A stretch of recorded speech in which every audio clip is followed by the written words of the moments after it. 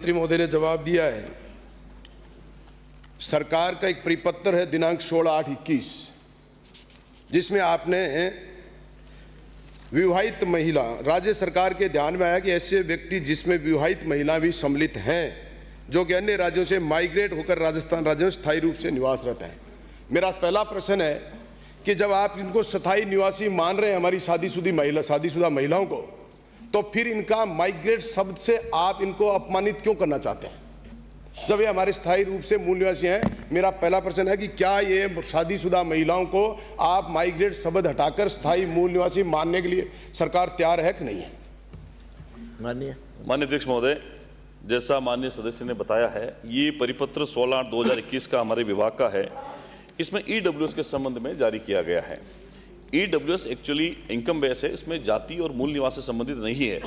प्रश्न के तीनों खंड में हमने उत्तर दे दिया है कि राजस्थान से बाहर की कोई महिला अगर किसी राजस्थान के मूल निवासी विवाह कर लेती है, उसको मूल निवासी यहाँ का मान लिया जाता है। और इसमें जो परिपत्र ईडब्ल्यूएस का है, जो इकोनॉमिकल स्टैंडर्ड पे अगर कोई वीक होते हैं उसको ईडब्ल्यूएस की कैटेगरी में दिया गया, इसलिए ये जो है ईडब्ल्यूएस के अंदर है, इसलिए ऐसा कोई अभी नहीं है।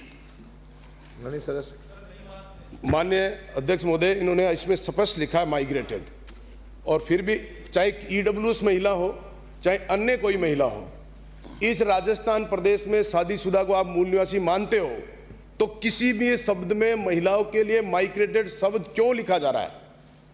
एक नंबर। 2 नंबर में कह रहा है कि माननीय सभापति, ईडब्ल्यूएस की जहां बात है, भारत सरकार 31 जनवरी 2019 को केंद्र सरकार ने ईडब्ल्यूएस आरक्षण के मानदंडों का निर्धारण किया। आपकी डबल इंजन की सरकार है। पिछली सरकार ने, माननीय गहलोत साहब ने ईडब्ल्यूएस में मात्र 8 लाख की शर्त रखी, और केंद्र सरकार ने आज भी 100 गज का प्लाट, 1000 गज के प्लाट की, और ईडब्ल्यूएस में हजारों बाधाएं केंद्र सरकार ने डाल रखी हैं। क्या आपकी डबल इंजन की सरकार या राज्य सरकार मिलकर हमारे इस ईडब्ल्यूएस में अन्य बाधाओं को हटाने की मंशा रखती है, या सरकार उसके लिए क्या प्रयास कर रही है? माननीय मंत्री जी। माननीय अध्यक्ष महोदय, कोई भी प्रश्न अगर केंद्र सरकार के संबंधित होता है, उसके संबंध में राज्य सरकार के पास में कोई अधिकार नहीं होता केंद्र सरकार के विषय पर बात करे। लेकिन फिर भी मैं, माननीय सदस्य, कुछ ऐसे नियम बने हुए हैं माननीय अध्यक्ष महोदय, जैसे 2018 का ऑनरेबल सुप्रीम कोर्ट का भी ऑर्डर है, जैसा आपने बताया है, उस संबंध में ऑनरेबल सुप्रीम कोर्ट ने भी ये कहा है, वो प्रति भी मैं आपको दे दूंगा।